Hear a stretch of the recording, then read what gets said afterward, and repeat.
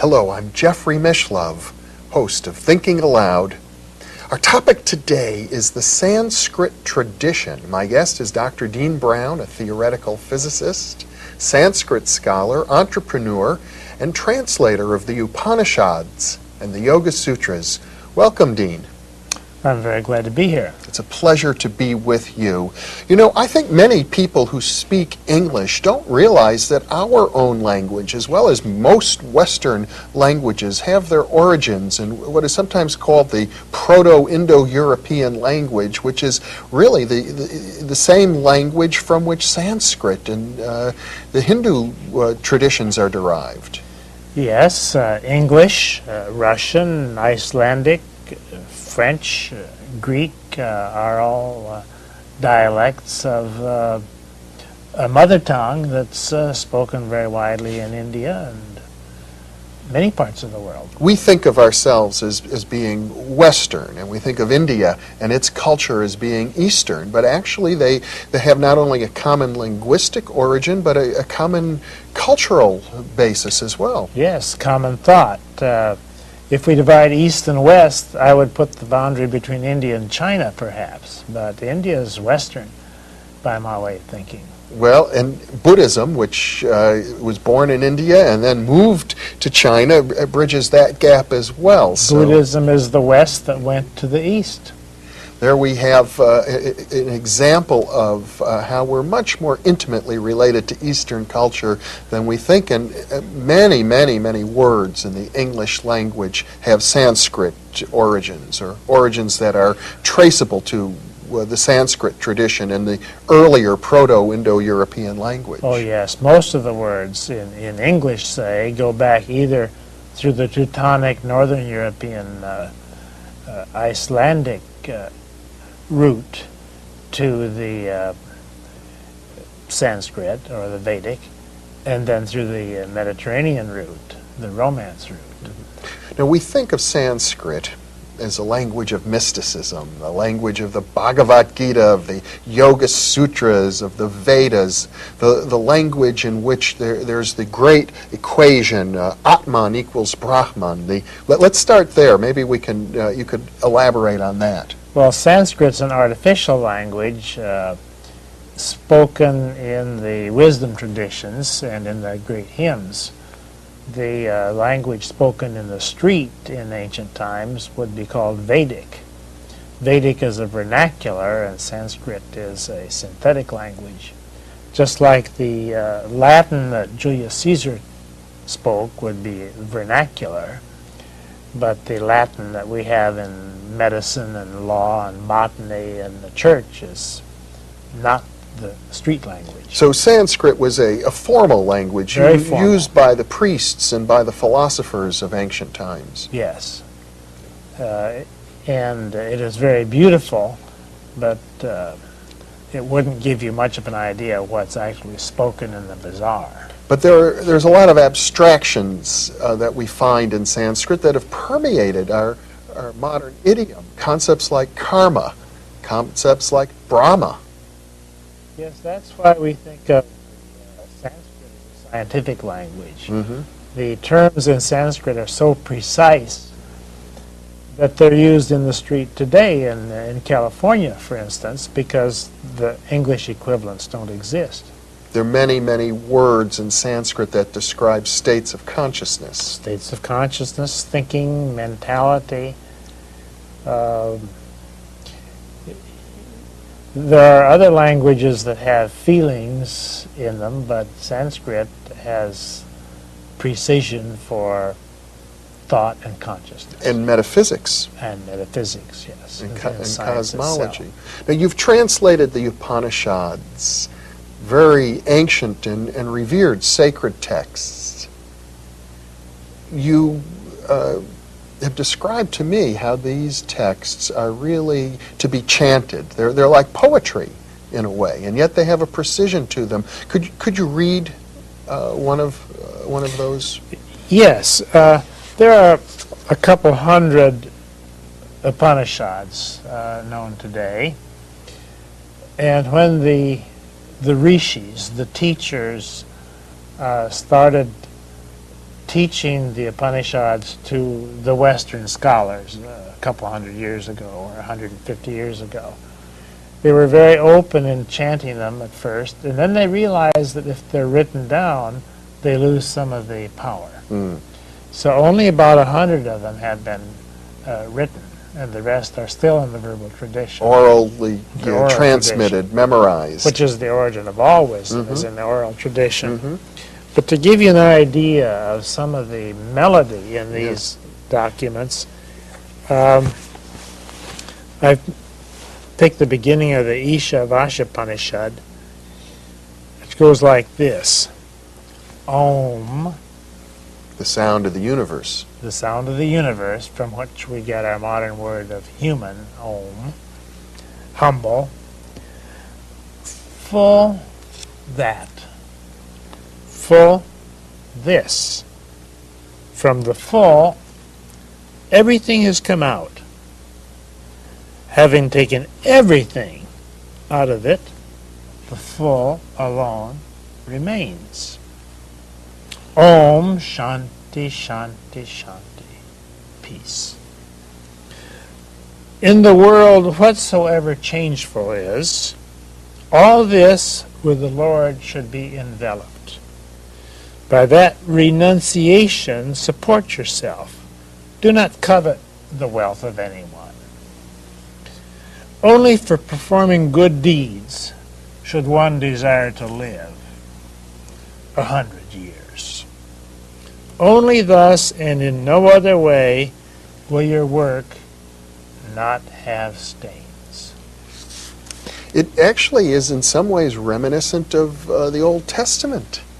Don't covet things, do good. Oh yes, the ideas are the same. There is a universal ethic. But then there's something a little deeper in there about non-attachment. Oh yes, the ideas have many layers of meaning. They just go on and on. You can take one of these sutras and dig in it forever. The word sutra is interesting. It's the same word that we have in the hospital. If you sew up a Suture. word, suture. A sutra means a string of pearls. So these ancient poems are called sutras. They're strings of pearls. They're really like They're tied together. nuggets of wisdom. Nuggets of wisdom, right. In a way. And that's why I read it with pauses between the lines, because each line has multiple meanings, and if you pause, it sinks into the subconscious more. Now, I think it's very interesting what you said earlier about the word human. We're all human, but very rarely do we pause to think, what does that word mean? And here you've traced it to a Sanskrit root, Aum, which is the eternal sound of the universe. The eternal sound from which the universe is expressed. So everything that's in the universe is human. Everything that's alive is human. Homo sapiens, among other things, is human, but we won't be around very long. Humanity will prevail long after Homo sapiens has been forgotten. And the Vedic tradition is one that has this sense of eternal cycles. Lots of time. Yes, in the Veda there are epochs of time that come and go like a big wheel. We're coming to the end of an epoch right now, which is one of the worst ones. And The Kali Yuga. The Kali Yuga, and we'll come around to a better time. Yeah. If you don't like these times, hang on. Better times are coming. Well, it's interesting to me, Dean, you had had a career in theoretical physics, and many theoretical physicists, such as yourself, have studied the Sanskrit tradition. Many of the great physicists have made a point of it. Yes, physicists like the Sanskrit tradition because the cosmologies that were written down, how the universe came about, apply pretty much today. In other words, that there's a sense amongst physicists that the precision, the rigor, the depth of insight amongst the ancient Sanskrit wise people, the rishis, speaks to us today, to the scientific mind. Oh, very much so. The story is told about Oppenheimer, Robert Oppenheimer, when he saw the first blast, nuclear blast at Alamogordo. And the press said, "What were you thinking when you saw the first atomic bomb?" And he said, "Well, I was thinking of the dance of Shakti." The dance of Shakti. Yeah, and as I recall, he used a quote from the Bhagavad Gita to describe the atomic bomb, brighter than 10,000 suns. Brighter than 10,000 suns. Yeah. So this is called, the Vedic writing and the Upanishads are called science by people who've studied them, not only in ancient times, but today. Yeah. Science meaning to discriminate between this and this. Well, Dean, we're going to be taking a break shortly. We'll be back in just a couple of minutes. We've got a lot to explore about the Sanskrit tradition and its relevance to us in our lives. Thank you.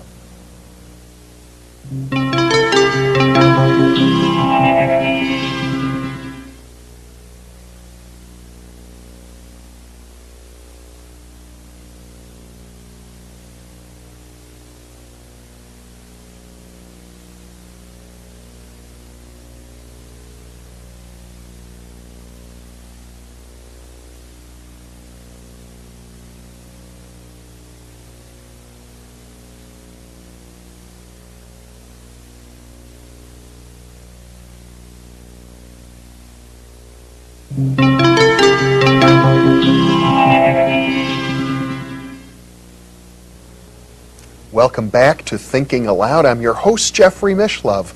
We're talking about the Sanskrit tradition with physicist and Sanskrit scholar Dean Brown. Earlier, Dean, I mentioned what you might even think of as an equation. Atman equals Brahman, which to me is one of the fundamental insights of the Sanskrit tradition. The idea is, I think, the essence within each of us, Atman, is the same as the essence of the whole universe, Brahman. Yes, the biggest thing that you can think of is Brahman. Ever expanding. It is all the universe and all the many universes, if we have parallel universes, all summed up into one unbounded, expanding everything. And also the supreme deity. And the supreme deity, Brahma. On the other scale, the smallest thing you can think about is your center, and your true self is smaller than any of the parts that go to make it up. It's not your body, it's not your ego, it's not your self-image, it's essential inside of all of those. And the equation of the Veda is Atman equals Brahman. That which is everything is that which is your essence, personally. That seems to be at the heart of all mysticism, really. Yes, I think all other forms of mysticism, all the other traditions, all the other cultures arrive at the same point. I think the Vedic is the most extended and most sophisticated version of it, but I think that we're all saying the same thing. It's sort of like the E equals MC squared of metaphysics. It is that and much more, yes. And if I understand the Vedic tradition, the Sanskrit tradition, it is out of this insight that a science of metaphysics unfolds. Yes, from this point, Atman equals Brahman, we get the whole cosmology of the ancient Indians, the ancient Greeks is derived from it because Greek is a Vedic subculture, and Latin, our modern science is derived from it.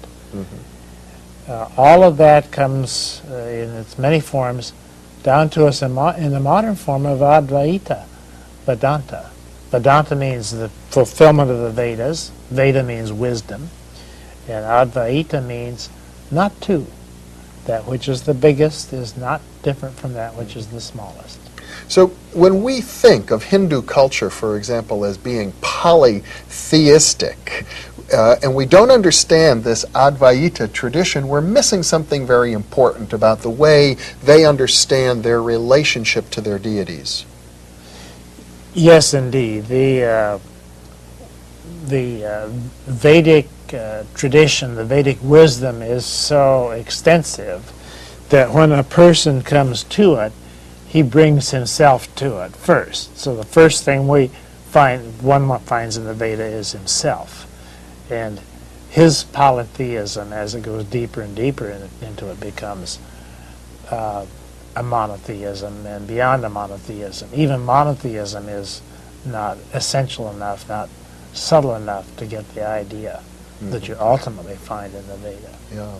Now, in Plato, we have the notion of the world of ideals. We call it the Platonic world, the world of pure forms. But this is also found in the Vedic tradition. See, that's in the Veda, that in Sanskrit, that's called the Ritambara Pragyan.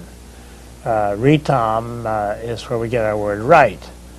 This is right, this is a right angle, make a right turn at the corner, let's make it right, let us correct something. That all goes back to the Sanskrit idea of that which is perfect. Mm-hmm. And everything in the universe, everything that's manifest, is imperfect. So the dynamic of the universe is for the imperfect to dynamically approach the perfect. Mm-hmm.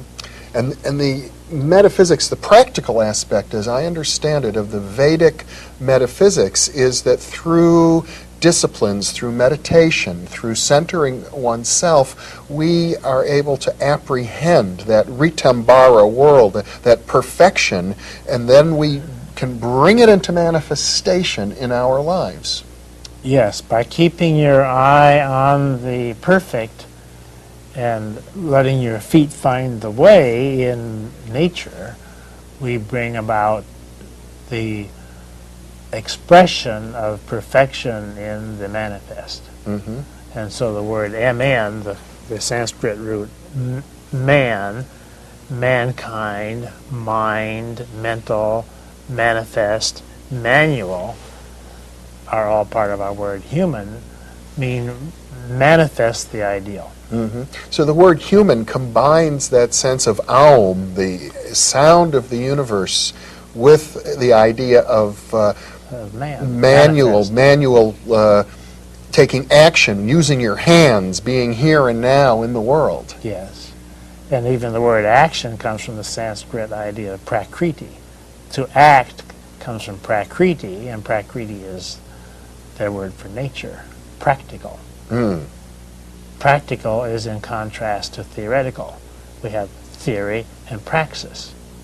Theoretical, comes from the Sanskrit devas, deus in Greek, theos in Greek, deus in Latin, divine, which originally means senses. Your senses are your devas. So God is your senses, your perception of the universe. A very sensory experience is the way that we connect. Everything comes from your senses. Mm-hmm. Now, you have thousands of senses, but it's through all of your senses that you comprehend God, the universe. And the very idea that a human being can comprehend the divine, the infinite, is particular in some way to the Sanskrit tradition, I think.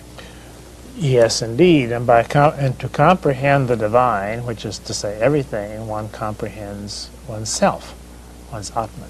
Mm-hmm. The route to the divine is through the Atman. Mm-hmm. The route to everything that you sense or can sense is through your center. Now, the Sanskrit tradition, of course, is a vast literature. We have the Vedas, the Upanishads, the Mahabharata, the Bhagavad Gita, the Yoga Sutras, the Brahmanas. The Tantras. The Tantras. Well, the Tantras in particular are interesting because, as I understand it, they're really the oldest of these traditions. Yes, the Tantras are the shamanic practices of the proto-Vedic people. The Indo-European people. The Indo-European people, which are parallel to all shamanic people. And it evolved into the Vedas and the science and theory. but they started as rituals and practices of nomadic people. And sometimes we have a sense in the West that spirituality is very otherworldly, sort of separate from our day-to-day practical experience. But as you explore the Sanskrit tradition, in particular its tantric origins, there is a different sense, a sense of oneness, of our sensuality and our spirituality really coming together, as you expressed earlier in the very word, devas. Yes, God is approached through nature, just as in the Hebrew Kabbalah, the Ein Sof, the God is approached through the Shekinah, who's approached to the Malkuth, the nature. So one gets to God through nature, and one gets to nature through God. Now you've done something very interesting here, and I know you're a scholar of many traditions as well as Sanskrit, by bringing in the Hebrew. I think it's useful to point out to our viewers that when it comes to human culture, there are many different streams. Hebrew, the Sanskrit, perhaps the Chinese, the metaphors. Polynesian, the American Indian, the African, that Mayan. Linguistically they're quite separate, but yet in terms of the sense of the world, one might say that they all have their origins in a kind of common human culture, which we might describe as shamanic. Yes, they're based on experience. The raw native experience of any person, where he comes from, the home and the hearth and the field and the hunt, lead to our metaphysics. And all these forms of metaphysics are isomorphic. Isomorphic meaning? The same form. They have the same form. They're different ways of saying the same thing. And yet they appear quite different. Superficially, but they all reduce down to experience. Well, it's very interesting as we're exploring the Sanskrit tradition. What you're saying here is that although it doesn't share much history with the Hebrew tradition or the Polynesian tradition, when you begin exploring it in its depth, it's the same. We come to the same thing, yes. The Vedic way is a nice way to do it because it is so thoroughly developed. But one can do it in Polynesia just as well. Yeah. Well, we're going to be exploring some of the practical aspects of the Sanskrit tradition. In part 2 of this program, we'll be looking at the Yoga Sutras in particular, where we have a very specific, detailed, step-by-step instruction for achieving the kind of insights. Dean, thank you for being with me. And thank you for being with us.